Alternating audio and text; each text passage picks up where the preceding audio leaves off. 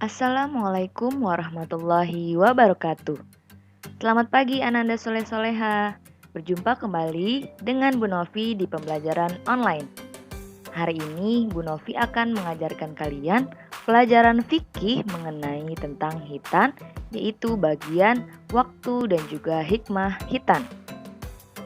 Sudah siap untuk menyimak video pembelajaran hari ini? Jika sudah siap, silakan dibuka bukunya. Tujuan pembelajaran hari ini adalah yang pertama, siswa dapat menyebutkan waktu pelaksanaan hitan. Yang kedua, siswa dapat menjelaskan tata cara pelaksanaan hitan. Dan yang ketiga adalah siswa dapat menjelaskan hikmah dari hitan. Pada minggu-minggu sebelumnya, kita sudah belajar mengenai pengertian hitan bagi perempuan dan juga bagi laki-laki. Kita juga sudah mempelajari mengenai sejarah hitan. Kita juga sudah mempelajari mengenai hukum hitan bagi laki-laki dan juga hukum hitan bagi perempuan. Sekarang, Bu Guru sedikit mengulas pembelajaran yang kemarin ya, yaitu hukum hitan bagi laki-laki dan juga bagi perempuan.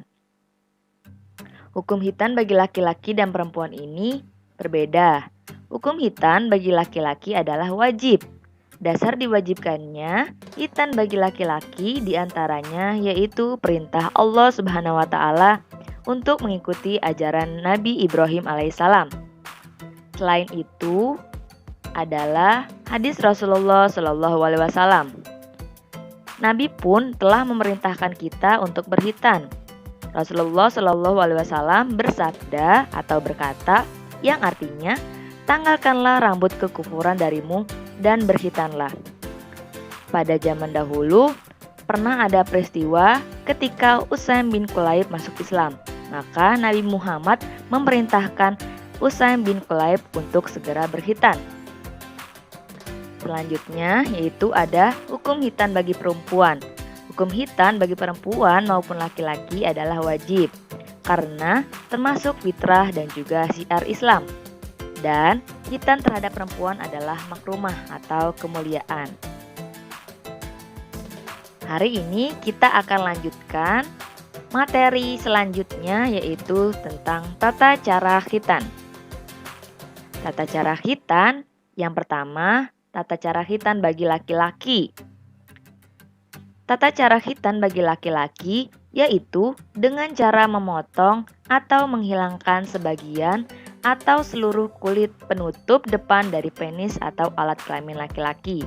Jadi, yang dipotong itu hanya bagian kulitnya saja, kulit penutupnya saja ujungnya. Sebaiknya sebelum dihitan, biasanya dilakukan pembiusan lokal, yaitu sekitar kemaluannya terlebih dahulu. Hal ini dilakukan untuk mengurangi terjadinya rasa sakit saat proses berhitan. Pada zaman sekarang, zaman sudah semakin canggih, cara berhitan pun alatnya sudah semakin canggih. Sekarang ada hitan laser dan lain sebagainya. Sehingga hitan sekarang sudah tidak terlalu sakit lagi.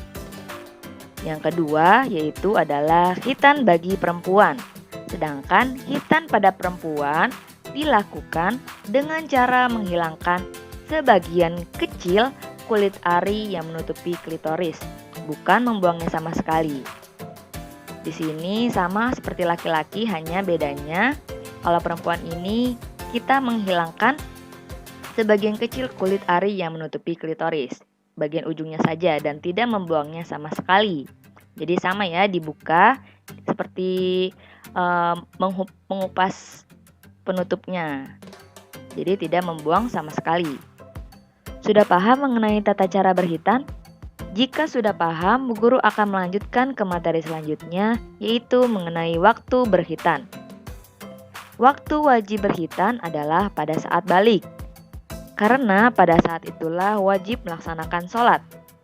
Jika kalian sudah balik tetapi belum berhitan, maka segeralah untuk berhitan. Karena jika belum berhitan, maka sholatnya tidak akan sah. Mengapa demikian? Karena di badan kita masih menempel hadas atau najis. Salah satu syarat sah sholat adalah suci atau bersih dari hadas atau najis. Jika kalian belum berkhitan, maka kulit yang ada di depan alat kelamin terkena najis ketika kencing. Walaupun setelah kencing atau buang air kecil, kita sudah membersihkan dengan air, tetapi kotoran atau najis tersebut dari kencing itu akan mengendap di ujung kemaluan atau alat kelamin. Berarti yang belum berkhitan masih menyimpan kotoran. Untuk membersihkannya yaitu dengan cara berkhitan, karena khitan merupakan syarat dalam beribadah kepada Allah. Dan seperti yang Bu Guru katakan, ibadah seseorang tidak akan sah jika belum berkhitan.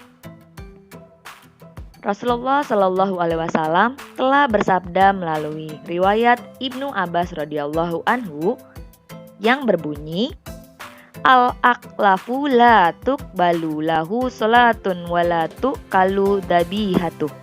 Yang artinya adalah orang yang tidak berkhitan tidak akan diterima sholatnya dan hasil sembelihannya tidak boleh dimakan. Tadi sudah Bu Guru jelaskan mengapa orang yang belum berkhitan tidak sah atau tidak diterima sholatnya. Karena dalam anggota tubuh orang tersebut masih menempel najis atau hadas.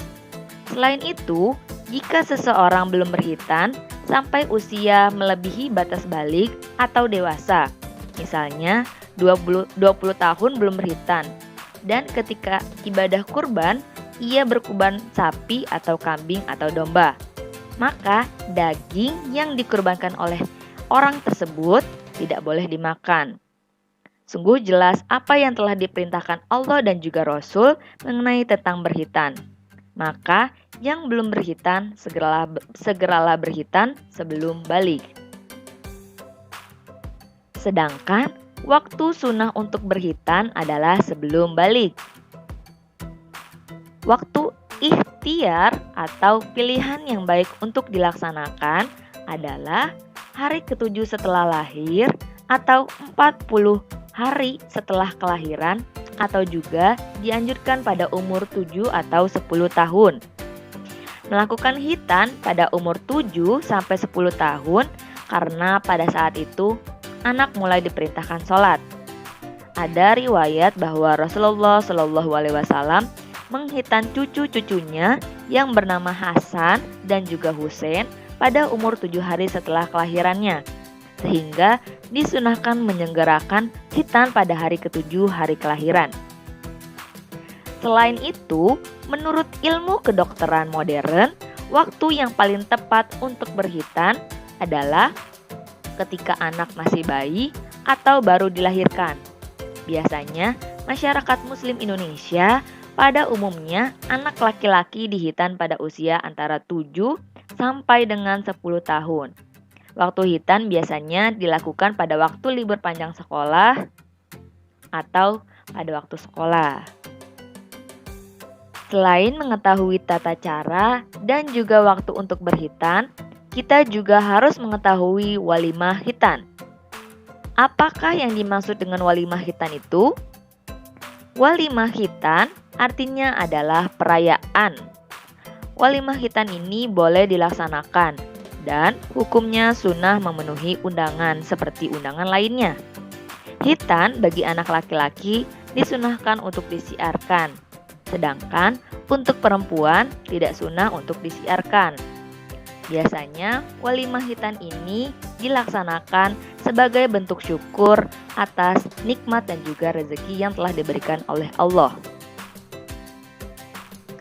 Sungguh telah jelas apa yang telah diperintahkan oleh Allah dan Rasulullah mengenai tentang khitan. Selain khitan itu menjadi salah satu syarat sah dari sholat, khitan juga memiliki manfaat-manfaat lainnya, yaitu faedah khitan seperti yang diungkapkan para ahli kedokteran bahwa khitan mempunyai faedah atau manfaat bagi kesehatan karena dapat membuang anggota tubuh yang menjadi tempat persembunyian kotoran, virus, najis, dan bau yang tidak sedap. Air kencing mengandung semua unsur-unsur tersebut. Ketika keluar melewati kulit yang menutupi alat kelamin, maka endapan kotoran sebagian tertahan oleh kulit tersebut. Semakin lama, endapan tersebut akan semakin banyak dan menumpuk. Bisa dibayangkan berapa lama seseorang melakukan kencing dalam sehari, dan berapa banyak pula endapan yang disimpan oleh kulit penutup kelamin dalam setahun.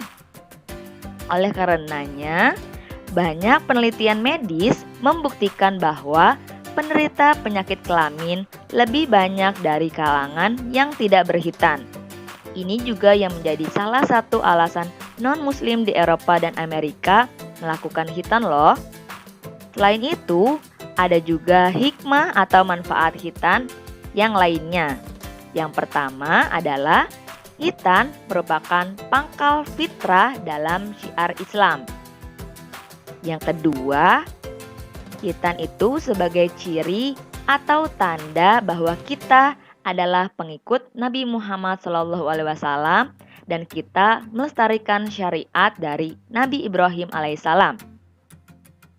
Yang ketiga, khitan ini dapat memberikan nilai keindahan. Nilai keindahan ini maksudnya adalah nilai kebersihan. Yang keempat, yaitu khitan dapat mencegah penumpukan kotoran yang bercampur bakteri dan juga sisa urin. Yang kelima, yaitu khitan dapat mencegah timbulnya penyakit kelamin seperti kanker dan juga lain-lainnya. Dan yang terakhir adalah khitan dapat melatih anak untuk menjaga kebersihan dari suci dari najis. Sampai sini sudah paham semuanya? Jika belum paham, kalian bisa mengulang kembali video yang telah Ibu jelaskan dari awal sampai kalian mengerti dan paham apa yang Ibu jelaskan. Jika sudah paham, selanjutnya adalah kalian mengerjakan buku paket halaman 53 dan juga halaman 55 sampai 57. Langsung dikerjakan ya, jangan sampai menunda-nunda pekerjaan. Karena pekerjaan yang ditunda itu akan semakin menumpuk dan pekerjaan kalian akan semakin banyak sehingga menimbulkan rasa malas yang banyak pula. Tetap semangat ya belajar di rumah dan tetap bertanggung jawab terhadap tugas-tugas kalian. Wassalamualaikum warahmatullahi wabarakatuh.